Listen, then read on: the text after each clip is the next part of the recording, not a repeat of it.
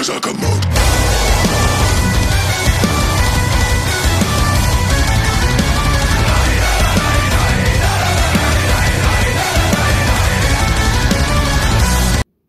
it going, guys? Missing Out here, and today I'm finally giving you guys the almighty Colossus deck that I have been promising for well over half a year at this point. I have to apologize for taking so long. I was not able to find a build that I was actually happy with for like the longest time. It started off as Water, Fire, Nature, and there's a lot of like really fun cards I was playing, but I wanted to keep adding more things to try and make it more consistent. And by doing that, I was making it more inconsistent. So, for some reason, my mind then shifted to, let's add a fourth color. Which made it an even bigger pile of inconsistencies. I was sitting at like 18 dual civs. I'm like, this is god-awful. So, I scrapped the whole deck, restarted from scratch. I'm like, you know what? Fire Nature by itself is fine. So now we have Fire Nature, Colossus Turbo. To start off the deck, we play 3 copies of Pesky Pineapple. This is a 2 for 1,000 creature that when it dies goes to the mana zone. A good chunk of this deck is finding ways to get more free mana. And Pesky Pineapple I feel is a pretty good starter since it does exactly that. Yeah, so the Pesky Pineapple was an absolute garbage take, and I've since cut it out for Savage Spawn. I don't know why I wasn't playing Savage Spawn to begin with, but this change will be present in the final deck overview at the end of the video. Don't play bad cards, guys. We play 3 copies of Sprout. This card is self-explanatory, as it is Sprout.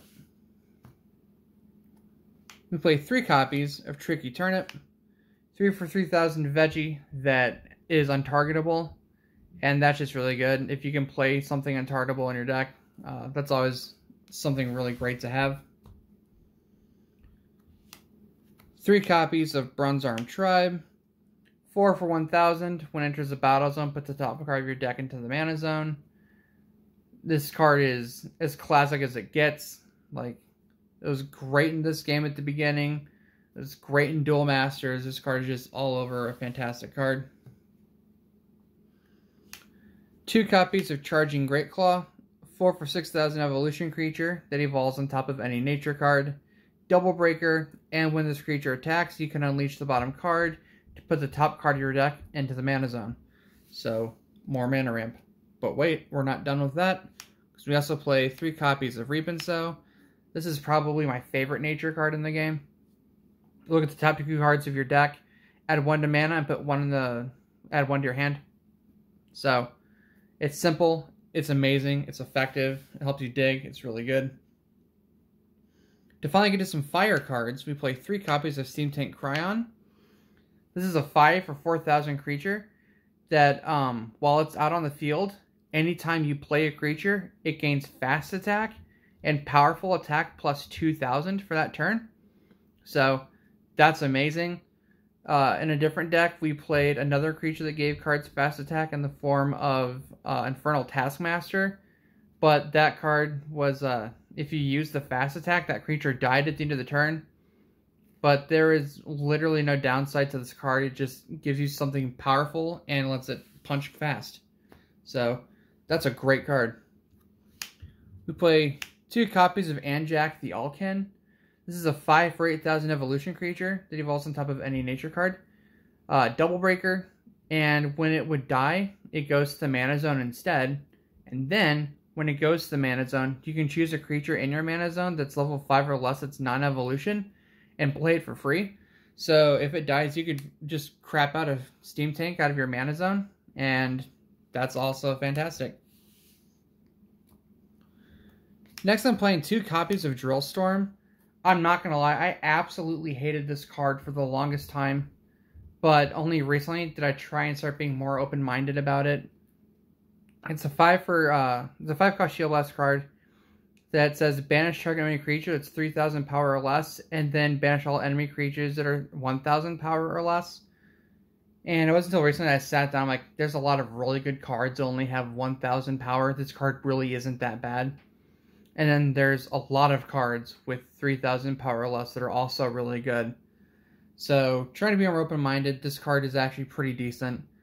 I still don't like playing it, but it does put in work, and it provides fire mana if I don't need it. So there's that. We play 3 copies of War Chief Kyo. 6 for 2,000 Shield Blast creature that when it enters the battle zone, you force a fight between one of your creatures and one of your opponent's creatures. This card is really, really good. We use the hell out of it in the Fight Dragon deck I posted a while ago. War Chief Kyo is an absolutely great, almost staple fire creature. We play 2 copies of Tetsuya the Champion. I hate this card. However, it is a 6 for 6,000 fire nature creature, so gives you the fire that we need.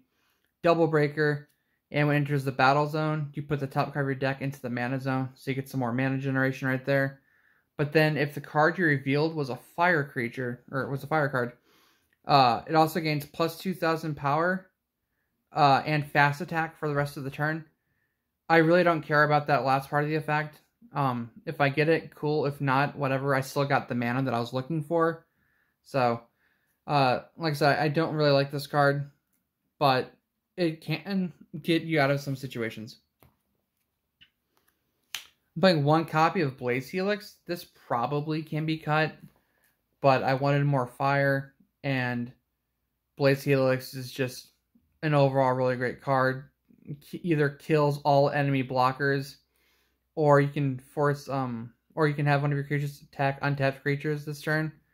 So that's pretty cool. Next, we're playing 3 copies of Voxa Herd Matriarch. This is a 7 for 7,000 double breaker, and whenever this creature attacks, you can put a non-evolution creature that's nature from your hand into the battle zone. So if you play this while you have a Steam Tank on field, this can just attack and just immediately start dropping big things like Colossus for free. And that's just dirty. It's really good. And like I said, like we're ramping super hard in this deck, so you should have this card out like lickety-split. Next, we're playing 3 copies of Root Trap because you need a little bit more removal, and what better card than Root Trap? We play 3 copies of Boulder Fist. This is probably overkill, but I really like Boulder Fist. 8 for 13,000 power, evolves on top of any nature creature, triple breaker, and when you attack, you can unleash a bottom card, and you can put any enemy creature that has less power or equal to the card used to unleash into your opponent's mana zone. So, again, you can do some pretty crazy things with that. If you evolve it on top of a Voxa, anything your opponent has 7,000 power or less just goes to their mana zone. You evolve a Boulder Fist into a Boulder Fist. Anything that has 13,000 power or less goes to the mana zone. It's just really, really good. And then the last card we're playing is, of course, the 3 copies of Almighty Colossus. So, 11 cost, 17,000 power, triple breaker. When this creature enters the battle zone, you can make it immediately fight something. Whenever this creature attacks, or when it becomes a target of one of your opponent's spells or abilities, you can reveal the top 3 cards of your deck and put a nature creature from among them into the battle zone and put the rest on the bottom of your deck. This includes evolution creatures, so if you reveal a Boulder Fist, you can evolve Boulder Fist on top of whatever for free. That's really good. And then, of course, all of your nature creatures gain plus 4,000 power, as all of the Monarchs do. So, this card is really, really good. It was tied with Infernus the Immolator for the most attack in the game, up until the point the game died, because Ultimate Tetsuya would have absolutely blown that power level out of the water. Too bad that card is garbage, but this is the deck. It's really, really good. I really like it. It's been testing out quite well. I'm not sure what changes I would add to the deck, because overall, I feel it's just like really, really solid and consistent. But yeah, I'm slowly running out of decks to record, because a lot of stuff that I have is just like typed up things that I never got finished because I'm missing cards. only having 2 copies of Agorix is really starting to screw me over because there's a bunch of decks on a profile, but I only have 2 copies of Agorix, and I really don't like having to proxy cards if I don't have to. But, you know, it kind of is what it is. Right now, I have 2 more decks set off to the side that I can go ahead and record immediately after this. But yeah, so I guess look forward to those, and I will catch you guys next time.